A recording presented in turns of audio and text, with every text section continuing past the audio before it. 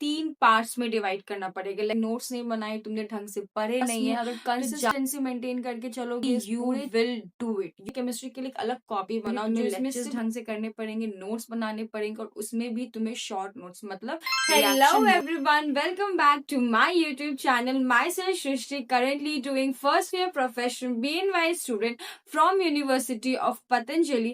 So today I will be sharing some tips and tricks which will help you to revise chemistry effectively in this 4 months. So let's begin the video. So chemistry को revise करने के लिए तुम्हें इसे 3 parts में divide करना पड़ेगा। Like strong, medium and weak chapters. ये 3 कॉलम बनाओ एक पेपर पे और अपने अकॉर्डिंग इस तीनों कॉलम में चैप्टर्स लिखो। अब हम शुरू करते हैं पहले वीक चैप्टर से, जो तुम्हारा चैप्टर्स वीक है। अब वीक चैप्टर में हम पहले शुरू करेंगे physical chemistry. Like for example thermodynamics तुम्हारा वीक चैप्टर है। अब यार देखो, वीक चैप्टर है, इट मीन्स तुमने उसके नोट्स नहीं बनाए, तुमने ढंग से पढ़े नहीं है, तो जाके मतलब लेक्चर उसके करने पड़ेंगे। क्योंकि यार देखो, आई नो सिर्फ 4 महीने बाकी है, बट ट्रस्ट मी, अगर कंसिस्टेंसी मेंटेन करके चलोगे इस पूरे 4 महीने में without any break, then definitely you will do it, you will complete it. So trust me, बस कंसिस्टेंसी मेंटेन करके चलो। और सबसे पहले अब हम वीक पे आते हैं कि like for example physical chemistry तुम्हारे में, लाइक थर्मोडायनेमिक्स तुम्हारा वीक चैप्टर है वो। तो उसको करने के लिए सबसे पहले तुम उसकी लेक्चर्स जाके देखो। लेक्चर्स देखने के बाद फिर जाके उसके नोट्स बनाओ, जो भी तुम्हारे क्लास में कराया गया है उसके जाके नोट्स बनाओ। वो नोट्स कंप्लीट करने के बाद एक फॉर्मूला शीट बनाओ, बिकॉज फिजिकल केमिस्ट्री में जो फॉर्मूला शीट है वो बहुत बहुत इंपॉर्टेंट है, बहुत इंपॉर्टेंट, बिकॉज एंड में वही तुम्हें हेल्प करेगा, ना कि नोट्स हेल्प करेगा। और फॉर्मूला शीट में सिर्फ फॉर्मूला लिखना है, कुछ भी एक्स्ट्रा उसमें बस, हाँ थोड़ा हो सकता है कि तुम टिप्स वगैरह या कुछ ऐसा एक्सेप्शनल केसेस या कुछ ऐसा, जैसे फॉर एग्जांपल लाइक थर्मोडायनेमिक्स में जैसे बताना है कि बॉयल्स लॉ क्या है। बॉयल्स लॉ में एक फॉर्मूला होता है like P is inversely proportion to the volume. Like Charles law में प्रेशर कांस्टेंट होता है। आइसोथर्मल प्रोसेस में लाइक टेम्परेचर कांस्टेंट होता है। लाइक आइडियाबेटिक में नो हीट एक्सचेंज होता है। तो ये सब छोटी छोटी चीजें जो थोड़ा थोड़ा लिखना पड़ेगा, तो उसको छोटे छोटे वर्ड्स में अपने लिख लो और फॉर्मूला सब चीज का लिख लेना। बस तैयार हो गया तुम्हारा फॉर्मूला शीट। और फिजिकल केमिस्ट्री तुम्हें ऐसे करने, लेक्चर्स करने, नोट्स बनाने और फॉर्मूला शीट बनाना। ये 3 चीज तुम्हें फिजिकल केमिस्ट्री में करना है। अब now come to the organic. Organic में भी तुम्हें लेक्चर्स करने पड़ेंगे, नोट्स करने पड़ेंगे। देखो मेरी मानो सिर्फ वीक चैप्टर्स में ही तुम्हें मेहनत करना पड़ेगा। मीडियम और स्ट्रॉन्ग चैप्टर्स में तुम्हें ज्यादा मेहनत की कोई नीड नहीं है। तो अब देखो वीक में अब ऑर्गेनिक केमिस्ट्री में क्या करना है। जैसे फॉर एग्जाम्पल हाइड्रोकार्बन तुम्हारा वीक चैप्टर में आ रहा है, तो उसके जाके पहले लेक्चर्स करो, नोट्स बनाओ और उसका भी जाके शॉर्ट नोट्स बनाओ। शॉर्ट नोट्स में क्या करना है ना कि नेम रिएक्शन लिखना है।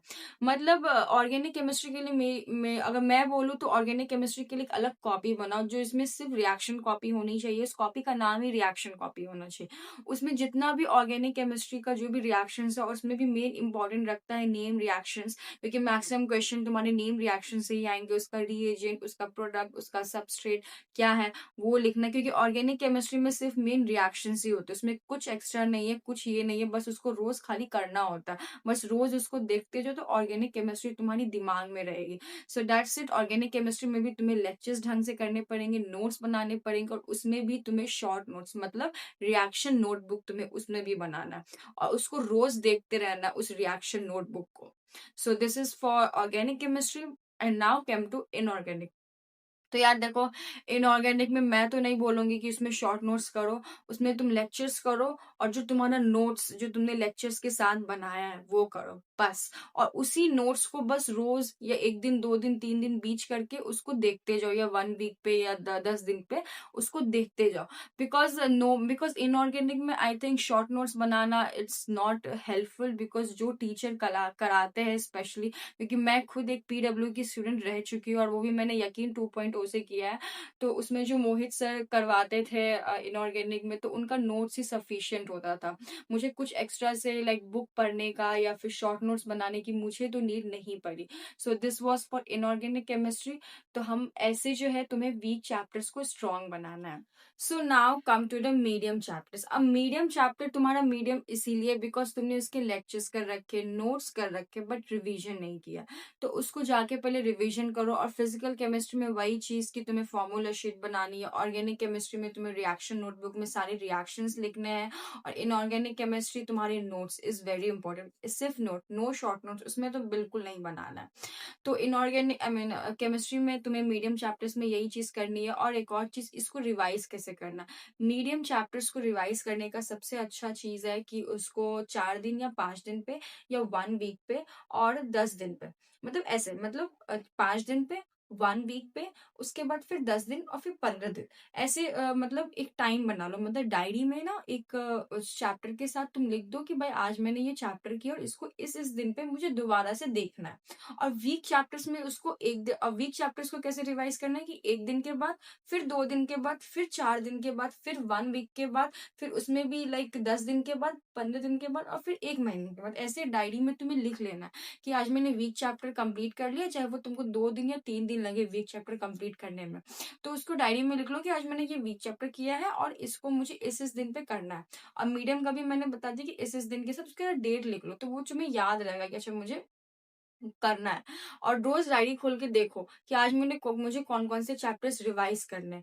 और एक और चीज मैं बोलूंगी कि डीपीपी हर एक चैप्टर का बहुत ज्यादा इंपॉर्टेंट है। DPP is very must.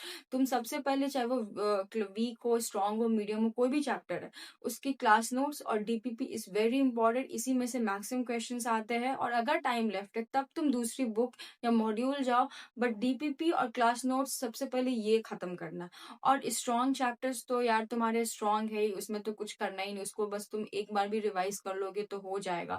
और स्ट्रॉन्ग चैप्टर्स को तुम एग्जाम के 1 महीने पहले भी अगर देख लोगे, कर लोगे रिवीजन, और उसके क्लास नोट से क्वेश्चन देख लोगे तो वो तुम्हारे हो जाएंगे। लेकिन वीक और मीडियम चैप्टर्स पे तुमको अभी ही टाइम देना पड़ेगा।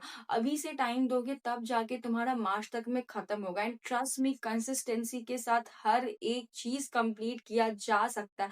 डोंट गेट पैनिक कि यार मेरे से नहीं होगा, इतना कम टाइम बचा है, मैं कैसे कर लूंगा। बट ट्रस्ट मी, मैंने भी किया है।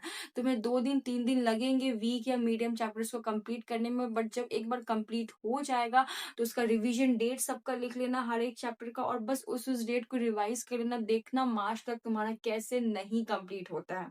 So that's it for today. And अगर तुम्हें मेरी वीडियो अच्छी लगी हो, और मुझे नहीं लगता कि मैंने कोई और दूसरी पॉइंट छोड़ी होगी, so please give a thumbs up, and please don't forget to like, share and subscribe to my channel. And तब तक के लिए बाय। और मेरे को बताना यार कमेंट सेक्शन में कि तुम लोग को और किस किस चीज़ पे वीडियो चाहिए, तो मैं डेफिनेटली लाऊंगी उस चीज़ पे वीडियोस। और अगर तुम्हें मेरा कंटेंट अच्छा लग रहा है तो please don't forget to subscribe to my YouTube channel. तब तक के लिए बाय। मैं एक चीज बोलना भूल गई थी, वो ये कि from today onwards I am starting personal guidance और personal mentorship for you all the NEET aspirants. किसी भी एस्पिरेंट को कोई भी क्वेश्चन है, कोई क्वेरी है, चाहे वो पर्सनल क्वेश्चन हो या स्टडी रिलेटेड क्वेश्चन हो, कुछ भी हो, वो मेरे को डीएम कर सकता है इंस्टाग्राम में, टेलीग्राम पे। या किसी को भी पर्सनल मेंटोरशिप चाहिए या गाइडेंस चाहिए इस 4 महीने के लिए, जो मेरे बैक पे, मतलब होता है ना कि कोई ऐसा मेंटोर हो जो इस 4 महीने के लिए मेरे बैक पे रहे और मेरी प्रोग्रेस को देखते रहे कि कोई दिक्कत तो नहीं है, और अगर मैं कोई गलती कर रहा हूँ तो मेरे को वहां पे बताए कि तुम ये गलत कर रहे हो, ये तुम्हारी प्रिपरेशन को थोड़ा सा डाउन कर देगा। I am there for you all, and it's totally totally free of cost. I am not charging a single penny. It's totally free of cost, my mentorship and my personal guidance.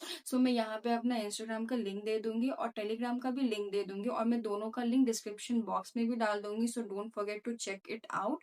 और मैं यहाँ पे अपने Telegram का QR भी दे दूंगी। और अगर लिंक से नहीं भी खुल रहा होगा तो मैं क्यूआर यहाँ पे इसलिए दे रही हूँ, बट अगर यहाँ भी क्यूआर से भी नहीं खुल रहा होगा तो मैं अपने कम्युनिटी पोस्ट पे अपने टेलीग्राम का क्यूआर जो वो डाल दूंगी। वहां से स्कैन कर लेना, खुल जाएगा आराम से टेलीग्राम। तब तक के लिए don't forget to like, share and subscribe to my channel. And तब तक के लिए stay tune and stay consistent. Bye.